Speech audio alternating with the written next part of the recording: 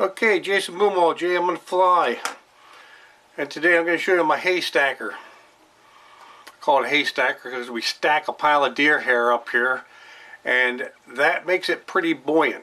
Makes it real nice. It's a beautiful snook fly. It makes it real nice. You can cast that thing fast and low, and it will bounce back underneath the mangroves. And then you can retrieve it. It's got this nice, soft craft fur that just wiggles back there and puts everything, but we have to add a little bit of deer hair to help support it. So I'm going to show you how I tie this. But again, the key to this hair stacker is the deer head. I tie them in several sizes. Very surface oriented fly. There's a smaller version of this. This one's tied in a 2/0. This one's tied in a size 1. And of course your colors, whatever you want. There's all kinds of different stuff you can use. In fact, I'm going to be tying something kind of crazy here.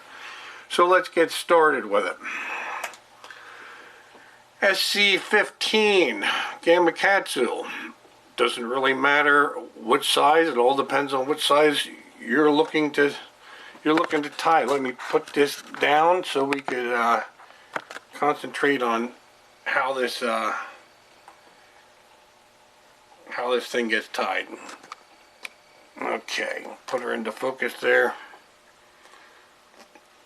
And we'll do a little bit of adjusting. That looks pretty good. Okay. First material we're going to use.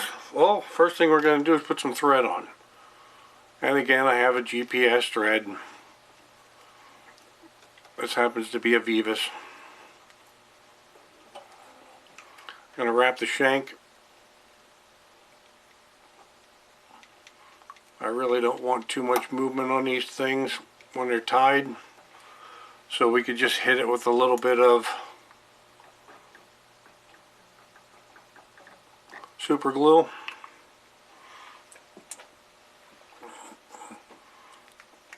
Tie that in, and I usually take a little bit of a paper towel and just touch it. First material is craft fur. Now this isn't one where we pick out the craft fur. We're just going to take a nice bundle. Let me see what I can get. Told you I would go with some crazy colors here.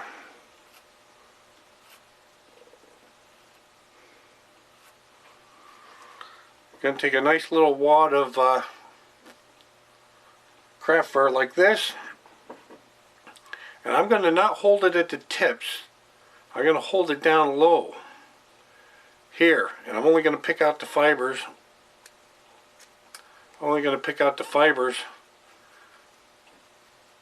That come out from the bottom. So I still have a lot of the shorter fibers. Anything that's longer than my finger, I'm going to put that on. And I usually use a measuring device of right here when I tie it. I usually set that so I could keep them all pretty much the same. But that's how much tail I'm going to end up having right there. And I usually go right to the end of that. I'm going to hike that up a little bit. Again. And we're going to pull this up and get rid of the excess craft fur. And we could tie that in. Now we're going to entrain that in some deer hair. Talk about some goofy colors, man. We got some bright orange, so I'm going to take some bright orange bucktail, snip off a decent little chunk, and on this one here I'm just going to grab the tips, get everything else out of there, and I want this to be just shy of the actual tail. I'm going to come around with a nice soft loop, and I'm going to work this around the thread, around the hook, so I pretty much entrain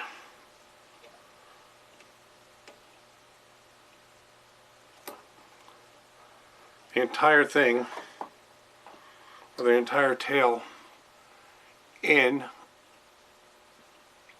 bucktail. and you can just slowly work that around.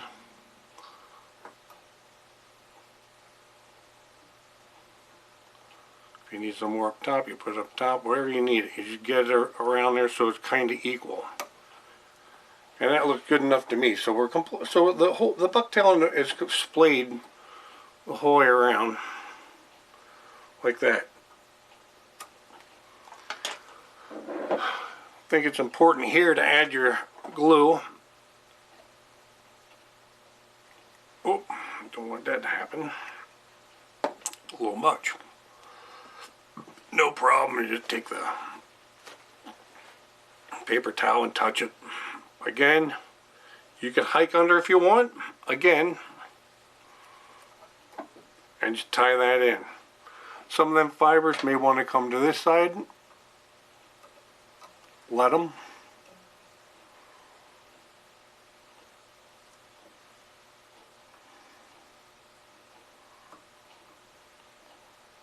And that's pretty much the deal.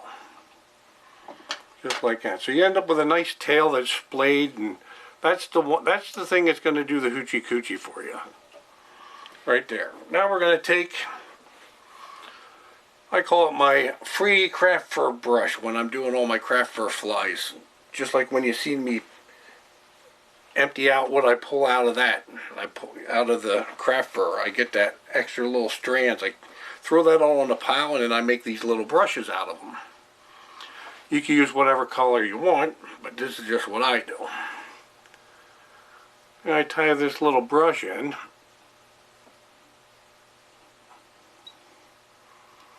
Right behind the tail. And we're going to do a couple wraps. And it's always nice to have the dog comb here. And we'll tie that off. So a couple little wraps with the brush. And if you haven't seen how I make these brushes, you can look up one of my brush videos, and you'll see how that's done.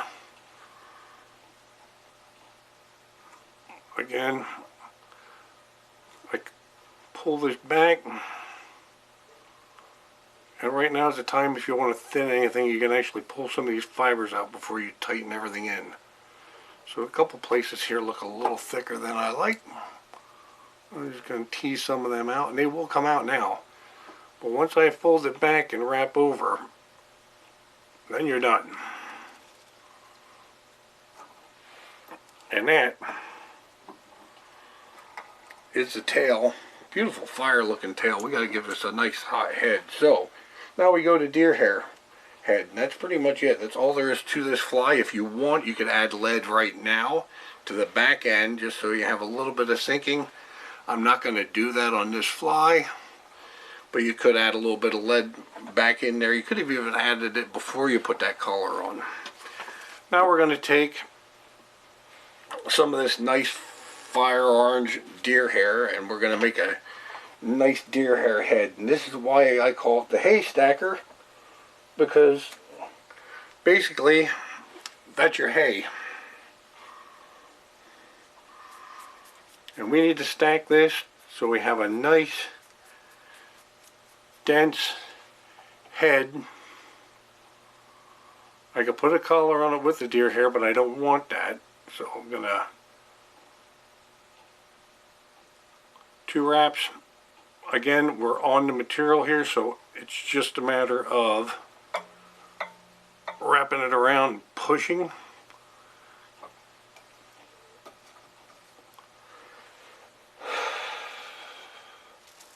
Big difference between flaring deer hair and spinning deer hair. Right there I flared it because I wrapped it around. I don't know if you've seen that, but I wrapped it I let the bundle go the whole way around the shank, then I just hit it and flared it. Now I'm going to be spinning it because I'm on more of the pure shank. So I could come in here like this. See how that's not wrapped around the shank? And it's going to spin, watch. See how it spins right around the shank?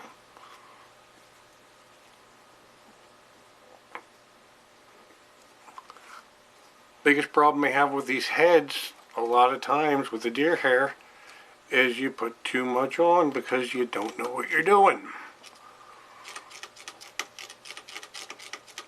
Just play with that. That's something you gotta play with. That not anything that could be taught. It's something that you gotta play with.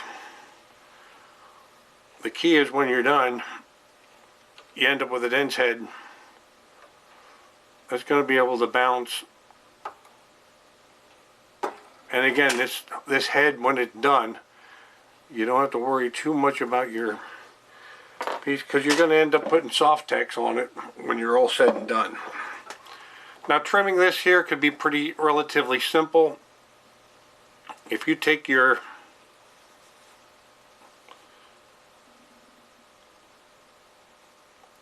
whole back of the fly, and you can see I have some fibers in here. So I'm just going to take this, and in fact I'll trim it on the vise. That way you can see what to do here. So basically what I'm going to do, first thing is I'm going to take the bottom and pretty much flush that off. And I even cut into some of them fibers so they don't tangle around the hook of the craft fur brush. Now you got a base to start with. So now you can determine how far away you want that to be, and you just work your way around the hook. I don't trim this with a razor knife, I trim this with my scissors. Again, I'm lining everything up before I squeeze them tips. And you can see that it's starting to really take shape here.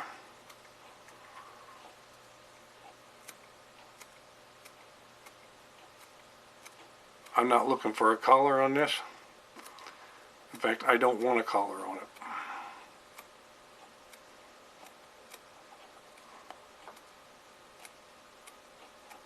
And I have enough of deer hair on there,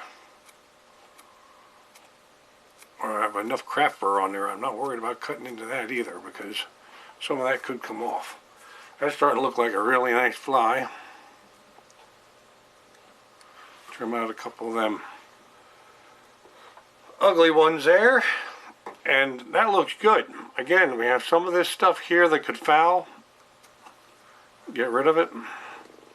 I like to comb some of this out if I see some of this stuff that's going to be in there. That's pretty much it.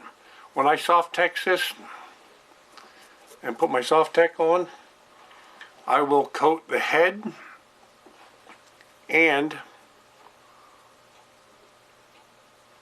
I'll coat back to the hook as well, so we don't get fouling. But that is